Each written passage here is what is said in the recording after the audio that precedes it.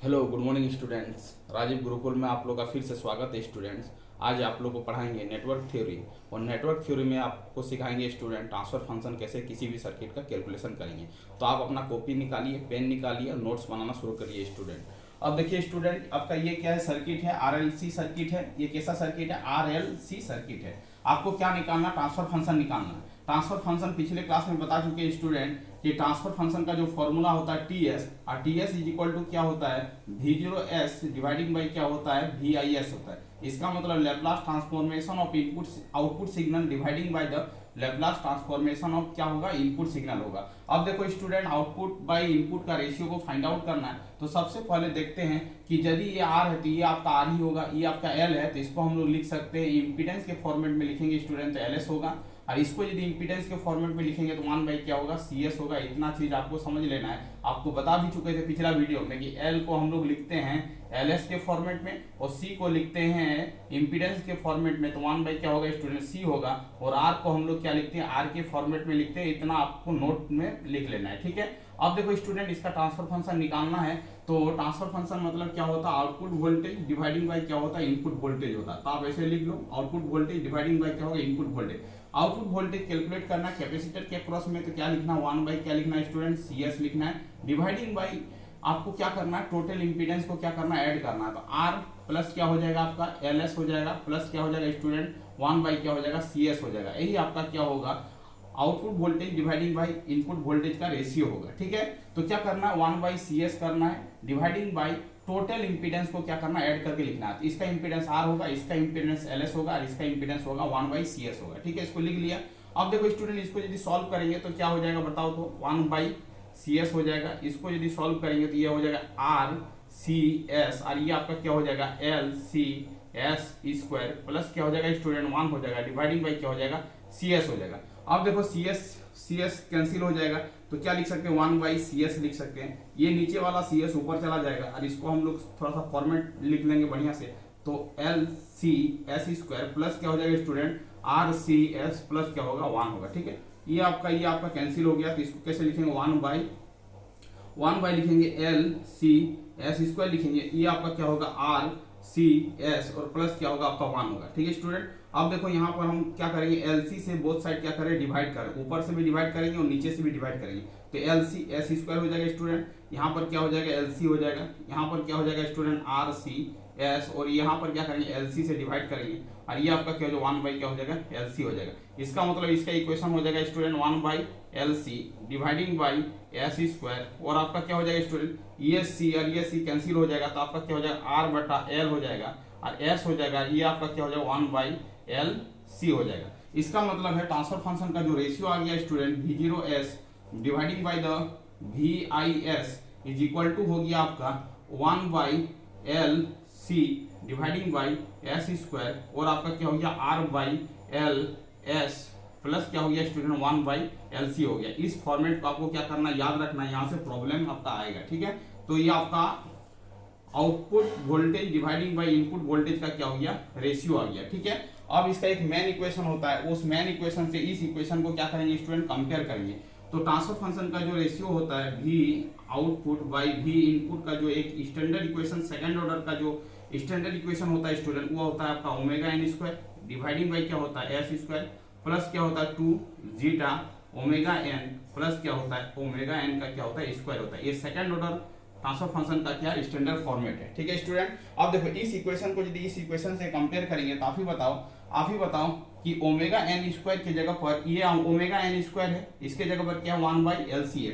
तो इस इक्वेशन को कंपेयर करके कुछ पैरामीटर का वैल्यू को फाइंड आउट करते हैं। तो omega N square is equal to क्या हो जाएगा स्टूडेंट, 1 बाई एल सी हो जाएगा, 1 बाई एल सी हो जाएगा। इसका मतलब ओमेगा एन का यदि वैल्यू निकालने के लिए बोलेगा स्टूडेंट, तो यह होगा रूट ओवर 1 बाई क्या होगा, एल सी होगा, और ये आपका क्या हो जाएगा ओमेगा एन, और ओमेगा एन का जो वैल्यू हो जाएगा 1 बाई रूट ओवर क्या हो जाएगा, एल सी रेडियन पर सेकंड होगा। इसका मतलब नेचुरल फ्रीक्वेंसी निकालने के लिए बोले, इस तरह का सर्किट दिया जाए और नेचुरल फ्रीक्वेंसी निकालने के लिए बोले, और यदि एल और सी का वैल्यू आपके पास गिवन है तो 1 by root over L C करके हम नेचुरल फ्रीक्वेंसी को कैलकुलेट कर सकते हैं। ये आपका नेचुरल फ्रीक्वेंसी हो गया स्टूडेंट। सीधे भाषा में इस सर्किट का यदि फ्रीक्वेंसी कैलकुलेट करने के लिए बोले तो 1 बाई 2 पाई क्या होगा, एफ होगा, इज इक्वल टू क्या हो जाएगा 1 बाई रूट ओवर क्या हो जाएगा एल सी हो जाएगा। तो फ्रीक्वेंसी का जो वैल्यू हो जाएगा स्टूडेंट 1/2 पाई रूट ओवर क्या हो जाएगा एल सी हो जाएगा। इसका मतलब फ्रीक्वेंसी को कैलकुलेट करने के लिए बोले तो यहाँ से हम लोग फ्रीक्वेंसी को भी कैलकुलेट कर सकते हैं इस फॉर्मूले से। और यदि आपको यदि नेचुरल फ्रीक्वेंसी को कैलकुलेट करना है तो आप इस फॉर्मूले से क्या कर सकते हो स्टूडेंट, नेचुरल फ्रीक्वेंसी को कैलकुलेट कर सकते हो और इस फॉर्मूले से आप फ्रीक्वेंसी को भी कैलकुलेट कर सकते हो। आपको जो पूछे उसको आपको क्या करना है फाइंड आउट कर लेना है स्टूडेंट, ठीक है। इसका जो यूनिट होगा वो आपका क्या होगा हर्ट्ज होगा, ठीक है। नेचुरल फ्रीक्वेंसी आ गया स्टूडेंट, फ्रीक्वेंसी भी आ गया। चलो अब देखो समझने का, चीजों को समझने का कोशिश करो कि यदि आपसे पूछे कि जीटा का वैल्यू को फाइंड आउट करो तो जीटा का वैल्यू भी इस इक्वेशन से फाइंड आउट कर सकते हैं स्टूडेंट। देखो ये आपका क्या होता है, ये आपका होता है 2 जीटा ओमेगा एन एस होता है, ठीक है, ये प्लस होता है, ठीक है। अब देखो यहाँ पर इस इक्वेशन को इससे कंपेयर करो तो 2 zeta omega N is equal to क्या हो जाएगा आप ही बताओ। तो ये 2 जीटा ओमेगा एन के जगह क्या है आर बाई एल है, तो ये आपका आर बाई क्या हो जाएगा एल हो जाएगा, ठीक है। यदि जीटा का वैल्यू को निकालना चाहते हो तो जीटा का वैल्यू यहाँ से फाइंड आउट कर सकते हो, कोई दिक्कत वाली बात नहीं है। तो 2 जीटा हो गया, ठीक है। ओमेगा एन का वैल्यू जो निकला 1/रूट ओवर क्या निकला एल सी निकला है, ठीक है स्टूडेंट। ये आपका होता है आर बाई क्या होता है एल होता है। इसको सॉल्व करो तो 2 जीटा हो जाएगा, ये आपका हो जाएगा आर बाई एल। इसको क्रॉस मल्टीप्लीकेशन करेंगे स्टूडेंट, ये आपका क्या हो जाएगा एल सी हो जाएगा। इसका मतलब 2 जीटा का जो वैल्यू आ जाएगा स्टूडेंट वो आर बाई क्या हो जाएगा एल, और ये आपका क्या हो जाएगा रूट ओवर एल सी हो जाएगा। इसको और थोड़ा सॉल्व करना चाहते हैं तो ये क्या करेंगे, ये आपका रूट एल सी हो जाएगा। एल को यदि रूट के अंदर डालेंगे तो ये एल स्क्वायर हो जाएगा, और यहाँ से वैल्यू को फाइंड आउट करेंगे तो आर और एल एल कैंसिल हो जाएगा स्टूडेंट, तो सी बाई क्या होगा एल होगा। इसका मतलब 2 जीटा का वैल्यू ये हो गया। और यदि जीटा का वैल्यू को फाइंड आउट करने के लिए बोले तो जीटा इक्वल टू क्या होगा आर बाई 2 और रूट ओवर क्या हो जाएगा स्टूडेंट सी बाई क्या हो जाएगा एल हो जाएगा। मतलब इस सर्किट में यदि जीटा का वैल्यू को फाइंड आउट करने के लिए बोले तो आपको क्या करना R by 2 root over C by L होगा, ये आपका क्या होगा जीटा होगा। अब देखो स्टूडेंट जीटा का मतलब क्या होता है वो भी चीज को आपको समझा रहे हैं स्टेप बाय स्टेप, ठीक है। इतना आपको नोट करना है क्या क्या चीज पूछेगा। इस सर्किट का जीटा वैल्यू पूछेगा, इस सर्किट का जीटा वैल्यू पूछेगा तो जीटा का फॉर्मूला होगा R by 2 root over C by L. उसके बाद इस सर्किट का नेचुरल फ्रीक्वेंसी पूछेगा तो 1/√ओवर क्या होगा एल सी रेडियन पर सेकंड होगा। अब देखो स्टूडेंट जीटा का वैल्यू निकल चुका है। अब यहाँ से कुछ कॉन्सेप्ट बताएंगे, वो कॉन्सेप्ट को क्या करना आपको रिटर्न करना है, वहां से आपका प्रॉब्लम पूछा जाएगा, ठीक है स्टूडेंट। अब देखो चीजों को समझने का कोशिश करो कि यहाँ तक तो आपको समझ में आ ही गया होगा, यहाँ तक आपको क्या करना नोट बना लेना है, ठीक है। अब देखो यहाँ से कुछ कंडीशन निकलेगा, यदि स्टूडेंट सॉल्व करके जीटा का वैल्यू यदि 0 आया तो सर्किट जो होगा, ये सर्किट जो होगा वो अनडैम्प्ड होगा। क्या होगा अनडैम्प्ड होगा, वो डैम्प्ड नहीं होगा, अनडैम्प्ड होगा, कोई भी ऑसिलेशन नहीं होगा, अनडैम्प्ड होगा, ठीक है। इसको याद रखना है कि यदि किसी भी सर्किट का जीटा का वैल्यू यदि 0 हो तो सर्किट क्या होगा अनडैम्प्ड होगा, ठीक है स्टूडेंट। अब आगे की ओर चलते हैं, यदि जीटा का वैल्यू कैलकुलेशन करके आपको यदि 0 और 1 के बीच में मिला तो इसको क्या बोलते हैं स्टूडेंट अंडर डैम्प्ड बोलते हैं। क्या बोलते हैं अंडर डैम्प्ड बोलते हैं, अंडर डैम्प्ड बोलते हैं। अंडर डैम्प्ड ऑसिलेशन होगा, कैसा ऑसिलेशन होगा अंडर डैम्प्ड ऑसिलेशन होगा, ठीक है, अंडर डैम्प्ड ऑसिलेशन होगा। और यदि जीटा का वैल्यू यदि आपको सॉल्व करके स्टूडेंट ग्रेटर देन आपका 1 मिला तो इसको क्या बोलेंगे ओवर डैम्प बोलेंगे। इसको याद रखना है, ये आपका कंडीशन पूछेगा कि जीटा इज इक्वल टू 0 तो under, zeta lies between 0 to 1 तो अंडर डैम्प होगा। उसके बाद जीटा इज ग्रेटर देन 1 तो क्या होगा स्टूडेंट ओवर डैम्प होगा। कैसा होगा ओवर डैम्प होगा, ऑसिलेशन कैसा होगा ओवर डैम्प होगा, ठीक है। ये सब कंडीशन को क्या करना है याद करना है, इसको भी याद करना है, ठीक है। इस पॉइंट को याद करना है, इस पॉइंट को याद करना है। जीटा 0 तो अनडैम्प होगा, जीटा यदि आपका क्या रहे, यदि 0 से 1 के बीच में रहे तो क्या होगा अंडर डैम्प होगा। और जीटा यदि ग्रेटर देन 1 रहे तो स्टूडेंट क्या होगा ओवर डैम्प होगा। जीटा यदि आपका ग्रेटर देन 1 रहे तो क्या होगा ओवर डैम्प होगा। तो आपको क्या करना है याद रखना है, ये सब कंडीशन को क्या करना है याद रखना है, ये वाला कंडीशन को क्या करना है याद रखना है, ये वाला कंडीशन को क्या करना है याद रखना है, ठीक है। और ये वाला कंडीशन को भी क्या करना है स्टूडेंट याद रखना है कि जीटा यदि 0 हो तो क्या होगा अनडैम्प होगा, ठीक है। जीटा यदि 0 से 1 के बीच में होगा तो अंडर डैम्प होगा, जीटा ग्रेटर देन 1 होगा तो क्या होगा ओवर डैम्प होगा। और जीटा यदि एग्जैक्ट इक्वल टू 1 होगा स्टूडेंट तो क्या होगा क्रिटिकल डैम्प होगा, क्रिटिकल डैम्प होगा। कैसा डैम्पिंग होगा क्रिटिकल डैम्प होगा। ये कंडीशन को क्या करना आपको याद रखना है कि जीटा यदि आपका ग्रेटर देन 1 रहे तो ओवर डैम्प होगा, जीटा एग्जैक्ट 1 रहे तो क्रिटिकल डैम्प होगा, जीटा 0 और 1 के बीच में रहे तो अंडर डैम्प होगा, और जीटा इक्वल टू 0 रहे तो क्या होगा अनडैम्प्ड होगा। तो इस फॉर्मूले से यदि हम लोग वैल्यू को फाइंड आउट करेंगे स्टूडेंट, और यदि आपका जीटा इक्वल टू 1 मिलेगा तो सर्किट कैसा बिहेव करेगा क्रिटिकल डैम्प होगा। यदि जीटा ग्रेटर देन 1 होगा तो ओवर डैम्प होगा, जीटा यदि 0 और 1 के बीच में रहेगा तो क्या होगा अंडर डैम्प होगा, और जीटा का वैल्यू यदि आपका 0 आ जाए तो क्या होगा अनडैम्प्ड ऑसिलेशन होगा। तो ये तीनों कंडीशन को क्या करना है स्टूडेंट याद रखना है। मतलब ये वाला फॉर्मूला को आपको याद रखना है, ठीक है, नोट में नोट कर लेना है। जीटा का वैल्यू याद रखना है। जीटा का कैलकुलेशन करके आपका किस तरह का जीटा वैल्यू आ रहा है उससे आप बोल सकते हो कि इसका डैम्पिंग नेचर कैसा होगा। यहां तक हो गया। आपसे पूछेगा स्टूडेंट कि what is the relation between quality factor and damping ratio. तो आपको याद रखना है क्यू का मतलब होता है क्वालिटी फैक्टर। क्यू का मतलब क्या होता है? Quality factor. क्या होता है स्टूडेंट? क्वालिटी फैक्टर होता है। तो आपको याद रखना है कि क्वालिटी फैक्टर और डैम्पिंग रेशियो में क्या रिलेशन है। क्वालिटी फैक्टर क्यू का मतलब क्या होता है स्टूडेंट? क्वालिटी फैक्टर, ये बार बार पूछा गया है। तो क्वालिटी फैक्टर आपको याद रखना 1 बाई क्या होता है? 2 जीटा होता है। क्या होता है? 1 बाई 2 जीटा होता है। Quality factor is equal to क्या होता है? 1 बाई 2 जीटा होता है। तो 2 जीटा का यहाँ का वैल्यू जो है उसको वहां पर पुट अप करेंगे स्टूडेंट, आपको क्वालिटी फैक्टर निकल जाएगा। तो quality factor is equal to क्या हो जाएगा? 1 बाई 2 जीटा हो जाएगा। और ये आपका 2 जीटा का वैल्यू है r root over c by l है। तो इसको पलट देंगे तो आपका क्या निकल जाएगा स्टूडेंट? क्वालिटी फैक्टर निकल जाएगा। तो जो r मल्टीप्लाई था यहाँ पर r क्या हो जाएगा? आपका डिवाइड में हो जाएगा स्टूडेंट, और ये आपका क्या हो जाएगा? l बाई क्या होगा? c होगा। इसको याद रखना है कि क्वालिटी फैक्टर का जो फॉर्मूला होगा 1 बाई r रूट ओवर क्या हो जाएगा? l बाई क्या होगा? c होगा।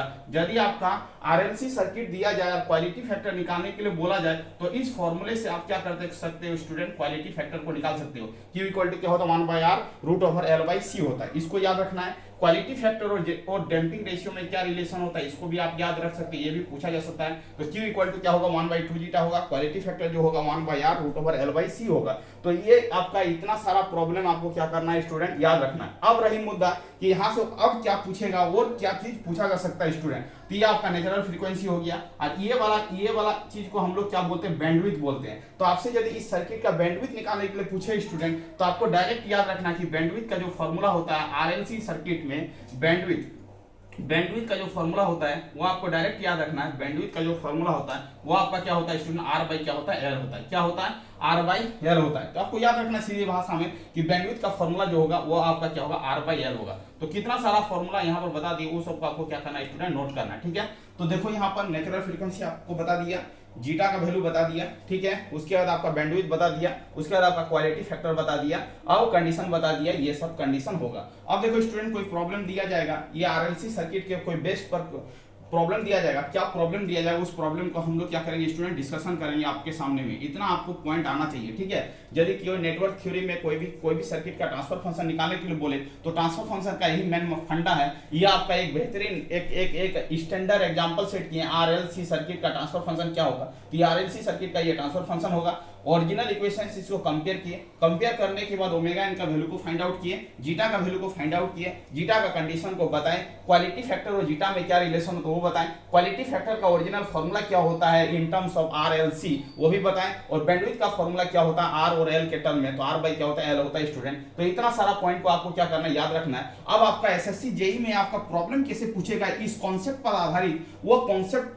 इस कॉन्सेप्ट का इंप्लीमेंट करके हम प्रॉब्लम कैसे डिस्कशन करेंगे, उस प्रॉब्लम को स्टूडेंट अभी बताएंगे कि उस प्रॉब्लम का आप कैसे हैंडल करोगे, आगे प्रॉब्लम कैसे हैंडल करोगे। तो अब देखो स्टूडेंट, इसको आप नोट कर लो। अब हम क्या करते हैं? प्रॉब्लम बताते हैं कि इसका प्रॉब्लम किस तरह पूछा जाता है। ठीक है स्टूडेंट, अब आगे क्यों चलते हैं इसका प्रॉब्लम पर कि इसका प्रॉब्लम कैसे पूछेगा। अब देखो स्टूडेंट, अब प्रॉब्लम को समझने का कोशिश करो। ये आपका थ्योरी पार्ट था, यहाँ से इतना ही थ्योरी आएगा।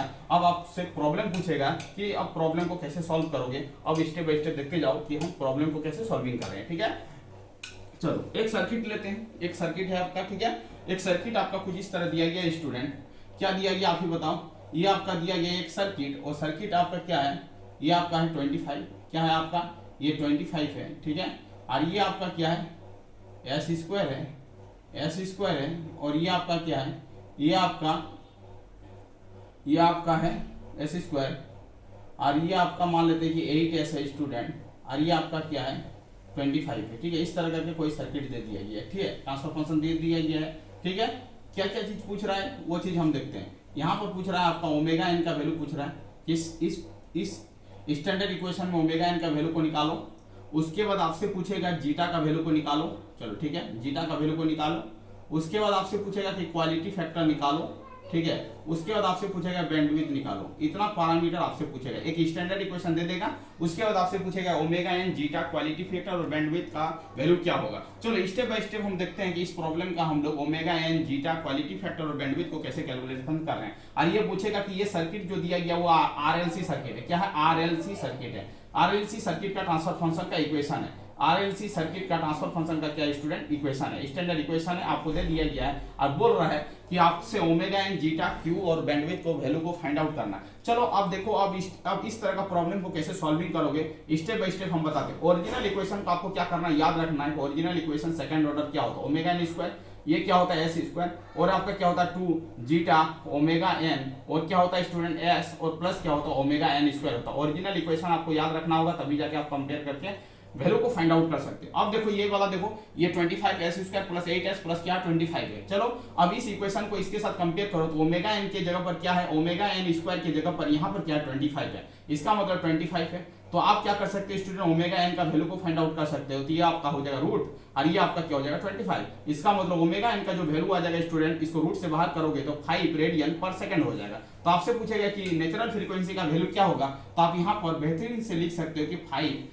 रेडियन पर सेकंड होगा। क्या होगा, 5 रेडियन पर सेकंड होगा। चलो बात अब जीटा पर करते हैं कि जीटा का वैल्यू को कैसे फाइंड आउट करोगे। अब देखो student 2 zeta omega N is equal to क्या होगा, तो देखो यहाँ पर 2 जीटा ओमेगा एन है और यहाँ पर क्या 8 है 2 जीटा ओमेगा एन के जगह पर, तो यहाँ पर क्या लिखेंगे स्टूडेंट 8 लिखेंगे। 2 गुना zeta omega N, omega N का वैल्यू आपका कैलकुलेशन करके कितना निकला है स्टूडेंट 5 निकला है, तो उस वैल्यू को यहाँ पर पुट अप करेंगे 8 लिखेंगे, जो जीटा का वैल्यू आपसे यहाँ पर निकल जाएगा। इसका मतलब स्टूडेंट क्या हो जाएगा 8 बाई क्या हो जाएगा 10 हो जाएगा। इसका मतलब जीटा का जो वैल्यू होगा स्टूडेंट 0 पॉइंट क्या होगा 8 होगा। अब देखो जीटा का भी वैल्यू पूछ रहा है, तो जीटा का जो वैल्यू होगा वो आपका क्या हो जाएगा 0 पॉइंट क्या हो जाएगा 8 हो जाएगा। इसका मतलब जीटा का वैल्यू आपका निकल जाएगा। अब इससे पूछ सकता है और आगे की ओर पूछ सकता है कि ये कैसा डैम्पिंग होगा, तो आप ही बताओ। तो जीटा का वैल्यू जो है 0 और 1 के बीच में है, तो ये कैसा डैम्पिंग होगा, तो आप बोल सकते हैं अंडर डैम्प होगा। कैसा होगा, अंडर डैम्प होगा, अंडर डैम्प्ड ऑसिलेशन होगा। कैसा होगा, अंडर डैम्प्ड ऑसिलेशन होगा। तो आपको पूछेगा कि कैसा डैम्पिंग होगा, तो आपको टिक आउट करना कि ये जो होगा अंडर डैम्प होगा, क्योंकि इसका जीटा का वैल्यू जो है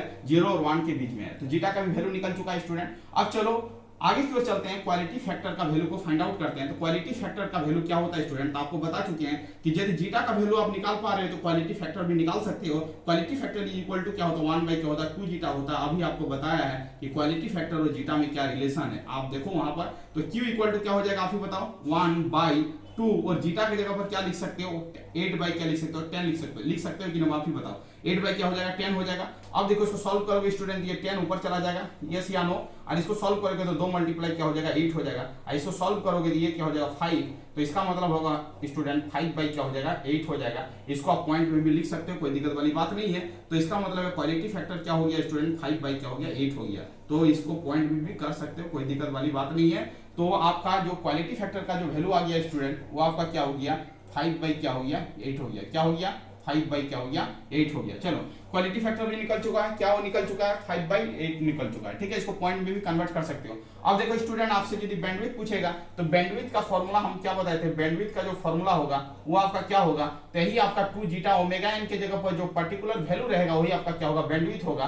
तो इसका मतलब है 2 जीटा ओमेगा एन जो होता है वही आपका क्या होता है बैंडविड्थ होता है। और 2 जीटा ओमेगा एन के जगह पर आपका क्या है, क्या वैल्यू है स्टूडेंट, तो आपका क्या 8 है। इसका मतलब इस प्रॉब्लम का जो बैंडविड्थ होगा वो क्या होगा 8 रेडियन पर सेकंड होगा। क्या होगा 8 रेडियन क्या होगा पर सेकंड होगा। इसका मतलब इसका बैंडविड्थ जो होगा वो क्या होगा 8 रेडियन पर सेकंड होगा, क्योंकि 2 जीटा ओमेगा एन जो होता है वही आपका बैंडविड्थ होता है, और बैंडविड्थ की जगह पर क्या है 8 है। इसका मतलब इसका इस सर्किट का जो बैंडविड्थ होगा 8 रेडियन पर सेकंड होगा। इसका मतलब इसका वैल्यू क्या हो जाएगा स्टूडेंट 8 रेडियन पर सेकंड हो जाएगा, 8 रेडियन पर सेकंड हो जाएगा। इसका क्या हो जाएगा बैंडविड्थ हो जाएगा। इसका मतलब इस सर्किट का यदि इतना सारा पैरामीटर को आपको निकालने के लिए बोले तो आप क्या कर सकते हो, ओरिजिनल इक्वेशन से कंपेयर करके इस सब पैरामीटर का वैल्यू को क्या कर सकते हो स्टूडेंट निकाल सकते हो। तो ये आपका क्या हो गया, इस तरह का प्रॉब्लम आपका एसएससी जेईई में पूछा जाता है। एक ही प्रॉब्लम पूछेगा, एक ट्रांसफर फंक्शन दे देगा, या तो ओमेगा एन का वैल्यू पूछेगा, या तो जीटा का वैल्यू पूछेगा, या तो nature of the behaviour damping पूछेगा कि कैसा डैम्पिंग होगा, या तो क्वालिटी फैक्टर पूछेगा, या तो बैंडविड्थ पूछेगा। इतना सारा चीज एक साथ नहीं पूछेगा, बट हम एक साथ सभी चीज को डिस्कशन कर रहे हैं क्योंकि आपका इतना सारा चीज पूछा जा सकता है, प्रॉब्लम पूछा जा सकता है। इसका मतलब इतना सारा चीज क्या पूछेगा स्टूडेंट आपका एग्जाम में पूछेगा, तो आपको क्या करना है, इतना सारा चीज को क्या करना है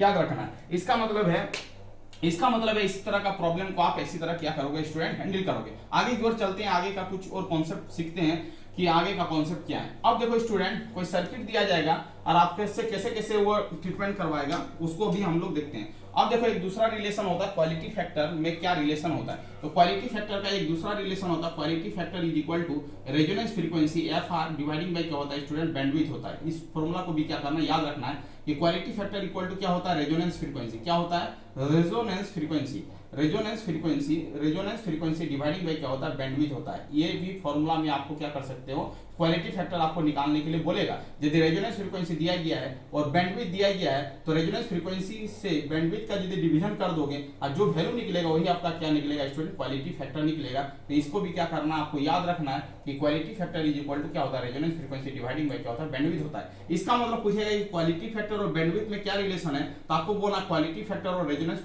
बैंडविड्थ में क्या है, इनवर्सली रिलेशन है। इसका मतलब बैंडविड्थ को यदि बढ़ाएंगे स्टूडेंट तो क्वालिटी फैक्टर क्या होगा, घटेगा। और दूसरे भाषा में ये बोल सकते हैं स्टूडेंट कि 1 बाय बैंडविड्थ इनवर्सली रिलेशन है, और यदि बैंडविड्थ को घटाएंगे तो क्वालिटी फैक्टर क्या होगा, इंक्रीज करेगा। ये ऑब्जेक्टिव पूछेगा कि बैंडविड्थ को इंक्रीज करेंगे तो क्वालिटी फैक्टर क्या होगा, तो आपको बोलना है डिक्रीज करेगा। और दूसरे भाषा में ये भी पूछा जा सकता है कि बैंडविड्थ को घटाएंगे तो क्वालिटी फैक्टर क्या होगा, तो आपको बोलना है कि बैंडविड्थ को घटाएंगे तो क्वालिटी फैक्टर क्या होगा, इंक्रीज करेगा। यस या नो, ये आपको क्या करना है, याद रखना है। ये ऑब्जेक्टिव पॉइंट ऑफ व्यू से बहुत ही इंपॉर्टेंट है, तो ये इसको भी क्या करना है स्टूडेंट, याद रखना है। ठीक है स्टूडेंट्स, अब देखो, अब इससे अब देखो किसी भी सर्किट का यदि रेजोनेंस फ्रीक्वेंसी और बैंडविड्थ दिया गया तो वहां से आप क्या कर सकते हो, क्वालिटी फैक्टर को निकाल सकते हो।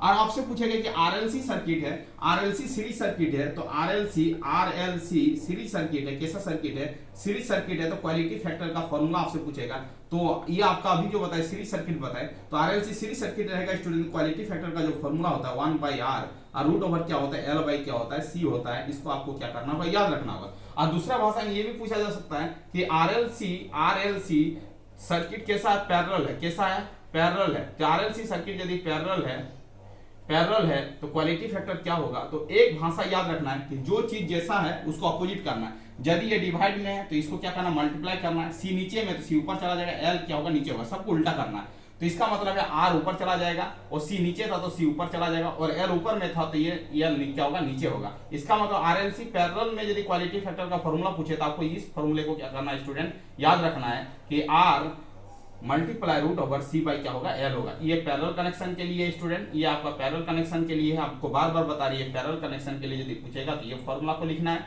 और यदि आपका आरएलसी सीरीज सर्किट में है तो आपका ये फॉर्मूला को लिखना है। ये बार बार पूछा जाता है, इसीलिए आपको नोट करके बता रहे हैं कि ये क्या चीज होगा। ठीक है स्टूडेंट, तो इतना सारा प्रॉब्लम को क्या करना है, आपको नोट डाउन करना है। यहां से आपका यदि ट्रांसफर फंक्शन से कोई भी प्रॉब्लम पूछेगा तो यही सब पूछता है बार बार। हम क्वेश्चन बैंक देख के आए हैं, हम आपको उसी पॉइंट ऑफ व्यू से बता रहे हैं। तो आज हम लोग क्या सीखे स्टूडेंट, एक बार समरी करते हैं अपना जो भी पढ़े अभी। तो आज मेरा था नेटवर्क थ्योरी में ट्रांसफर फंक्शन। तो आरएलसी सीरीज सर्किट का ट्रांसफर फंक्शन कैसे निकालेंगे, तो ट्रांसफर फंक्शन का मतलब होता है कि Laplace transformation of output signal dividing by the Laplace transformation of input signal. ये क्या करते हैं स्टूडेंट, लैप्लास ट्रांसफॉर्मेशन का रेशियो लेते हैं, उसके बाद उस सर्किट का हम लोग क्या करते हैं, ट्रांसफर फंक्शन को फाइंड आउट करते हैं।